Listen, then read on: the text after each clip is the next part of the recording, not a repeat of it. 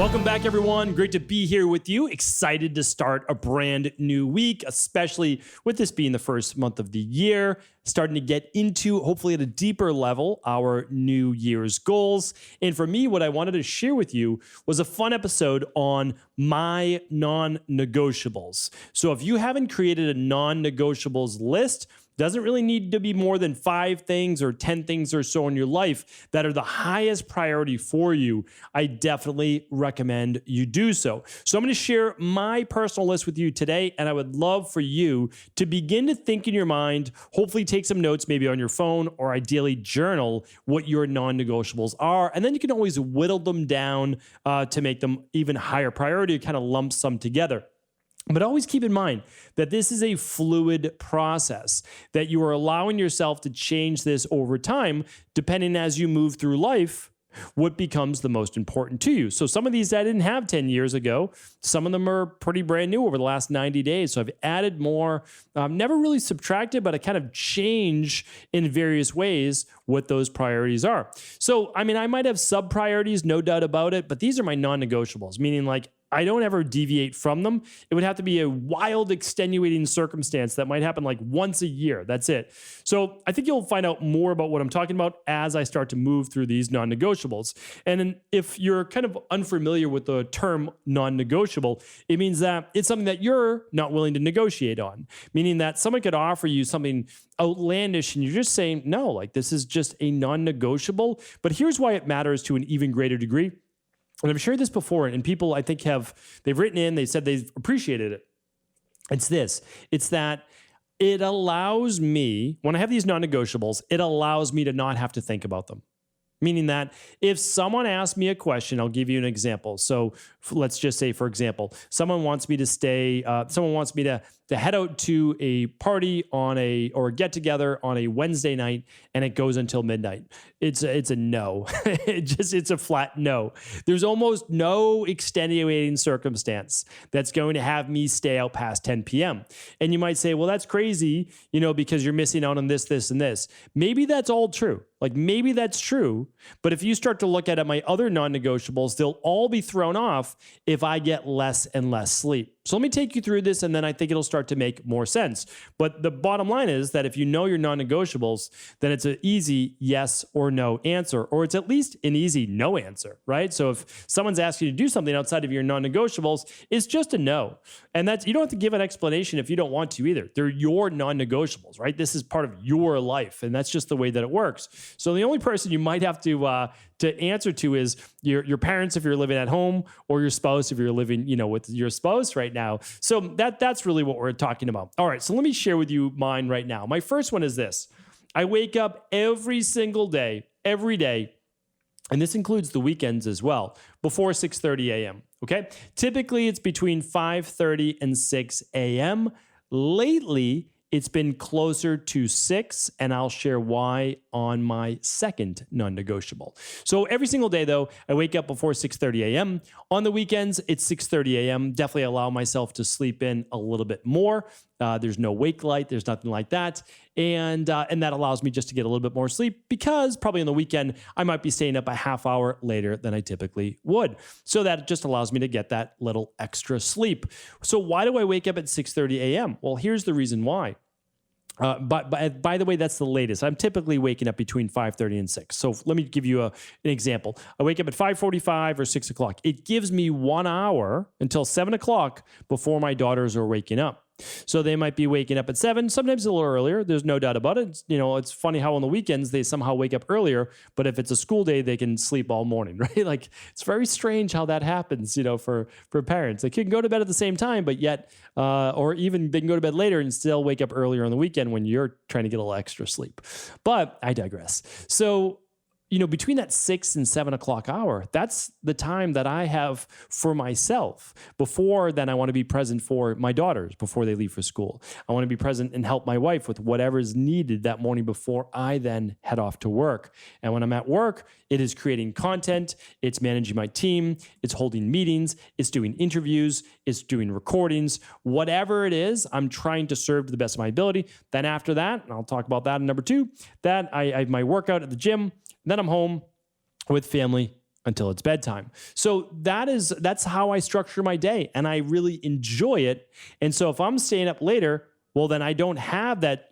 My only me time, which is in the morning really, except for that half hour at the gym, is that I don't get that time. So that's a non-negotiable, because I want some time so that I can give the rest of the day to everyone else. That's my goal, right? So I just get a little bit of time in the morning, which I'm very happy with. And that allows me then, that's my me time to kind of focus myself, inspire myself, and get ready for the day and be able to start how I want in a more peaceful, relaxed manner. All right. So that's number one. Number two is this: workout Monday through Friday. It wasn't always this, but it is now. And I don't see myself ever changing that. All I do is I say, excuse me. All I do is I say that by the very latest, by 5 o'clock to 5:30, I'm in the gym. It could be 4:30 to 5. If I'm getting home earlier, it could be 4:45 to 5:15. But for a half hour, I'm in the gym or I'm outside exercising Monday through Friday. And I talked about this last week. My current program is Monday weights. Okay, it's weight training, resistance training. Tuesday cardio, Wednesday weights, Thursday cardio, and Friday weights. Weekends are all family time, fun time. I'm active. I'll be sharing that in a moment. But that's my Monday through Friday. It's a non-negotiable. Every single day, I'm in the gym, exercising, moving my body. It doesn't have to be a super hard workout. It doesn't have to be a brutal workout, but it keeps me on target. Why is that another non-negotiable? Well, just like the first one, I need to make sure I get enough sleep, right? So up by 6:30, but I should have in there as well. It should be part of my non-negotiable. I don't go to bed past 10 p.m. Right? So 10 p.m. to 6 a.m. is 8 hours of sleep. Okay, so I have that, right? Because I need my energy. I need to be able to have a lot of output during the day. Just like you, I'm sure you're very busy, right? So you need to have that output. And I need my rest, which comes back to that, which is why always never sleep past 6:30. But I'm also working out now 5 days a week. So my body needs a little bit more recuperation time, right? So that's why I try to get to bed between 9:30 and 10 and up by 6. That allows that 8 hours of sleep. Okay, so those are my non-negotiables there. Why do I exercise? I exercise because I'm trying to not only keep my body in shape, which I feel serves me for good quality of life, but also I feel like it also gives me more energy long-term because I'm creating and helping to produce more mitochondria in my body. All right, number 3 is this. No alcohol Sunday through Thursday. Okay, no alcohol Sunday through Thursday. All school nights, as I call it for myself, all school nights are no alcohol. That's it. I typically choose 0 to 1 nights per week to have alcohol, and that would be 1 to 2 drinks at most 1 night a week. So when you look at the grand scheme of things, it's kind of like my intermittent fasting for the 24-hour Monday fast. I do it 3 out of 4 Mondays a month. For alcohol, I'm not doing any during the month of January, but it could be 2 to 3 nights out of a month, right? And typically a Friday night, and it would be maybe like 3 out of 4 Friday nights, I might have 1 drink. That's it. Again, you could drink far more, and that's great. These are just things that I choose to do. Never more than 2 drinks. Just because I don't like how I feel the next day and I want to have energy the next day and no brain fog and all of that.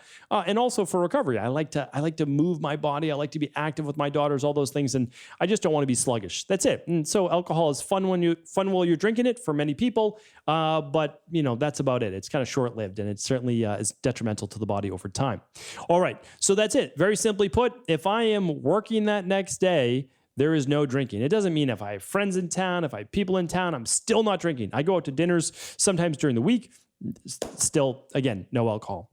All right. Again, this does not mean it's your non-negotiables, but I'm just sharing with you mine that I've developed over the past few years. Number 4 is this. Dinner every single night with my daughters, and after dinner is still their time as well. So I think of it like from 5 o'clock at night, right around 5 o'clock at night, to when they go to bed. That's somewhere between like 7:30 and 8. Okay. So then again, your kids might go to bed at 9 o'clock, whatever it might be. That's fine. Again, I'm just giving you what we do in my family. All right. So and again, they're still young, which is great. So we have that time together where we can have dinner. I ask them about their day. I'm asking what they're going on. I'm asking, anything challenges that they're going through. And then after dinner, we might play some type of game. We love playing cards, things like that. And so that, or just talking, hanging around. My daughter's, jumping all over me on the couch, whatever it might be. That's their time. So that's every single night. Because when I was first opening up my locations in Boston, I wasn't home every single night for dinner. I just wasn't. I was simply not able to, because you can't do everything, right? You can't do everything all at once. And so when you're starting up a brand new business, it's very challenging, and you need to be there to make it work, at least for most people. Okay. But now I am, which I'm very happy about, and have been for many, many years now. My fifth non-negotiable is only one weekend per month I'm away. So I could literally travel about every single week of every single month. And most seminars and workshops and talks and all that are on weekends, or on like a Friday or Saturday. So before the pandemic, I was traveling 2 weekends per month, typically. And I would do that not every month, but it was like the January through, let's say, May, and then I wouldn't travel June, July, August, and then I would travel September, October, and then I wouldn't travel November, December. So, and that would be 2 weekends a month, and I'd be speaking on stage, I'd be meeting great people, all sorts of amazing things. And then I said, you know what? I don't want to be away from my daughters now that they're now 7 and 9. Before they were 2 years in, so they were 5 and 7. I just said, no, not anymore. So when they were 5 and 7, I stopped traveling 2 weekends out of the month, and that was it. And so again, it was like 7 out of the 12 months, and now 1 weekend, and I have a limit on that as well. Never gone for more than 3 days. So that's it, and that's per month. So 3 days per month, and that is that. Okay, let's see, that was number 7. Okay, so we're on number 7. No, number 6, weekends off. Yes. So weekends are off. All right. So that's pretty self-explanatory. Again, in my line of work, I could work all day long. There were times in my life before I had children, and really until my oldest daughter was maybe a year and a half, 2 years, I worked every single day, and I worked a ton of hours. And that might not be right for you, and I get it. I totally understand it. I had something I was trying to accomplish that meant a lot to me. And, again, it's not like family doesn't mean a lot to me, but I worked a lot. And yes, I was still home for my daughter at night. And yes, I was still home on the weekend, but I was often working on the weekend as well. And just par for the course with what I was doing. But again, when she was around 18 months or so, that ended and the weekends were off. Now I still have to check in with the 2 locations I had in Boston, all of that. That stopped about 3 years ago. But the weekends off has always been very important to me, because until I was probably around 36 years old or so, 36, no, maybe more like 34, 35, I worked all the time, and that's really what I was doing. And, people always ask, does it take a lot of hard work to be able to achieve whatever you'd like to achieve? And I always say, well, it depends on the goal, and it depends on how many hours it takes to get there. And so it's that type of process. And I was willing to pay that price because it's what I loved. And I'm very happy that I did it. But now I'm also happy to be able to take weekends off. So they're completely off with family. Number 7 is this: weekly planned activity with family. So they do their sports, they do their dance, they do all these amazing things. Maybe it's swimming lessons, not so much anymore because they know how to swim, but that's not exactly part of it. Okay. What I like to do is one other thing besides them being with a class or an instructor that's family based. So if we're in Maine, I'm taking my daughters on a hike. That's one of the things they love to do, and I love to do it as well. We're in nature. There's no phones. The only time I might take my phone out is take a photo of them. That's it. So there's kind of disconnected, which is really nice. So I love being able to do that. And we do that all the time in Maine. On the weekends, it's easy. We're taking them to the beach. We're doing like some family-based activity that's like a focused activity, not just kind of hanging around. It's like, oh, what do you want to do? I don't know. What do you want to do? What do you want to do? You just kind of go back and forth. So I make sure that there's an activity. I'll take them ice skating. I'll take them to the beach. I'll take them on a hike. I'll do a family-focused activity so that, again, luckily, They don't have any cell phones, but what happens when they're teenagers? I don't know. My wife and I will have to decide then, but I don't want us to all be sitting around on our phones. Okay. So I want us to be focused, especially when they're younger, so that we develop, those bonds and the relationships, and we can do things outside of the internet. Right. So that's very important to me. All right. Number 8, a non-negotiable. I read 2 to 3 books every single week. All right. Every single week, I read 2 to 3 books. And for a while, I would, binge read, and I would read like 4 or 5 books, and then I wouldn't read any. And I was kind of off for, I would say, the last 6 to 8 months. And it's because I lost interest in a lot of the health books out there, because it's the same thing being regurgitated in just slightly different ways. And it's all like marketing based, and there's not a lot of substance as much. So I just found myself reading tons of research. I would just read lots and lots and lots of research, so many research studies. And of course, I was doing a lot of research on formulations for our new longevity line. So that was important to me. So that took up a lot of my reading time. So it was the same amount of time I carved out. And then I was reading a lot on basically futurism. And I like to read on the future of what may be coming with artificial intelligence, machine learning, and not in a negative way. So how could that possibly be used in the integrative health space with machine learning or certain algorithms created by artificial intelligence that might be better predictors at health risks in the future? So I love all of that. And so I read quite a bit on that. This year, I want to just come back and read 2 to 3 books a week. Again, I've done this for my entire adult life since about 22 years old. And what I'd like to do is have varied interests. So it's not just going to be on health. I love reading about self-improvement still. I certainly read more on psychology, which I enjoy. I'll read about new types of cryptocurrency and NFTs and things like that to get my mind saying, okay, well, what is this? What exactly does it mean? It's becoming more and more popular. Are we moving there? And it just it makes my mind think in new ways. And I really like that. So that's certainly what I'm doing. Not every book will be a winner, I'm sure. But I'm going to share my favorites, of course, on the Friday reviews. All right. Number 9 is this. It is dinners out on Friday night with the family. This might seem like a strange non-negotiable. And it's out of all of them, it's the weakest, because it doesn't matter whether I go out Friday night or not with my family. It doesn't matter. But here's why I'm making it non-negotiable for this one. Is the only one I was kind of going back on forth on, because it's okay if I miss it. But here's the thing. What I like to do is I like to kind of set the stage for things. So for example, when I'm recording, I have everything set up how I want it to be for recording. So my mind is in the right place. I've got my hydration in one spot. The phone is off. There's I get literally a million emails, Slack messages, DMs. It's incomprehensible. It really is. But I have everything I need right here, but I don't have anything more than I need. So how does that make sense with going out to dinner with your family on Friday night? Okay. So Monday through Friday for most people is kind of old school and activities for the kids, and all work and family life and family management for families and adults. And this goes for college students. This goes for anybody. So you're kind of just like in it, head down, Monday through Friday. Dinner out Friday night, what does it do? It takes that breath, right? So now you can relax. That's basically it. It sets the stage. It switches gears. I'm a big advocate of switching gears in your life. I've talked about that. It's the ability to turn off the sympathetic nervous system and turn on the parasympathetic nervous system, which is the rest and relax whenever you want. So when I want to do that, I go for a walk at lunch. I put on binaural beats. I breathe. I relax. I don't check text messages. Emails or anything like that. And that just sets the tone. Okay, so now I'm relaxed. Good. Now I can start lunch and I can start the second half of my day, whatever it be. This is what I found. It's very, very interesting. I would love for you to try it as well.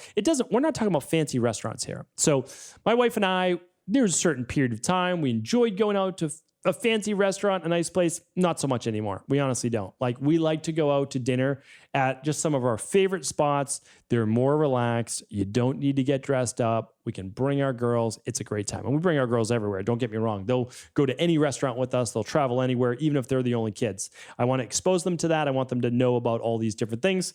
And anyway, that's what we do. But I just like to go to a more relaxed spot, and that's what we do. So we'll go to a place like a True Food Kitchen, if you've ever heard about that, or someplace like that. That's just what we're doing. We're relaxing, enjoying. But here's what I found is, at least for me, but I found the same thing with my daughters, that if we go out Friday night, then it already feels like that's a weekend day, right? So then when Saturday and Sunday are there, we're like, whoa, like the weekend just feels longer, because we kind of set that tone right away. Okay, what do? Well, we did something different. We went out to dinner. Okay, we don't usually do that. My wife cooks great meals Monday through Thursday, typically the other weekend nights as well, or we might do takeout. But then we have all of Saturday. We have all of Sunday. It's really nice. And so as many Friday nights as I can, I'm going to do that. Now, I know it's a luxury. I understand that. Not everyone's able to do that, but maybe you do takeout, or maybe, which is sometimes what we do as well, we do a family movie night on a Friday night. And that also sets the stage. So again, there's lots of ways to do that. It's just Friday night, make it different. All right, number 10 is this. And this is a big one. Non-negotiable for me is supporting my wife and my family and my wife's family in any way that I can. Okay, that's the bottom line. Does that mean that, what it doesn't mean? It simply means I'm there for family anytime they may need me. And I really want to be there. If someone says, hey, do you have time for a quick talk tonight? The answer is yes. That's it. The answer is yes. So I could talk with one of my brothers, my sister, my brother-in-laws, my sister-in-law. Who else could I talk with? I could talk with my parents, but it's also just making sure that I check in with them. That's basically it. With my wife, who's obviously the most important person in my life. She is the center of our family. She takes care of our daughter. She takes care of me. She takes care of our family. She takes care of our almost 11-year-old incontinent French bulldog. You know, she takes care of all of us. So I'm just making sure, hey, is there anything I can support you with? What can I help you with? And so I'm just making sure that I check in. And I'm, I can be annoying to her with that. It's like, hey, what can I do? How can I help? And she's like, you can just allow me to do what I'm doing, whatever she may say. But I just want to make sure, again, like all kidding aside, it's just making sure that no matter how busy I am, that I don't forget about the most important people in my life. And that's basically it. So those are my 10 non-negotiables. Again, they're very unique to me. Why? Well, they go back to all of the things that matter to me, which is my overall health. I can't stay healthy if I'm not eating good food, if I'm drinking alcohol, if I'm not sleeping, get enough sleep, if I'm not exercising, right? So it's about health. It's about keeping my body in shape, right? Does that a vanity metric? No, not at all. If I'm in shape, I have more energy. That's the bottom line. I get to do more of what I love. I have plenty of energy for my whole family, my daughters. I've got plenty of energy for my work. I've got plenty of energy for everybody, right? So that matters. And then I just make sure that relationships are there, my spirituality, my growth is there through the reading and development. And so again, like everything is there. Everything that I want is there, and it can kind of fit within these non-negotiables. So I would love to hear yours as well. And one thing I'd just say is a lot of people ask, well, how do you do all of these things and make them all happen? The bottom line is, for me, they're very easy. They're honestly very easy. Everything that can be scheduled is scheduled on my calendar. There's no to-do lists. Go back to my podcast. I'll link it up today if you want to go to stephencabral.com/2173. I'll link up why you should never use a to-do list, only use a calendar. So basically throw out your to-do list. But everything is easy. It's simply there on my calendar. And then if something comes up like, hey, do you want to go to this party? It starts at 9 p.m. The answer is no. Do you want to go out to dinner tonight? The answer may be a yes, but I won't be drinking if it's a Wednesday night. Like, that's just the way that it is. It's very simple. It's very structured. And it's not me being mean to anybody. I can say yes a lot of the time, but I can also share with them, hey, here's why I'm doing it. And it's also a nice conversation. It's a great time for both of us to share different sides of our belief system. So that is that. Hopefully, again, this was helpful. I would love to get your feedback. Simply leave a comment below on YouTube or Instagram. Follow, like, subscribe, as they say. And the reason is I want to make sure that I'm bringing you great content every single day. Take care, everyone.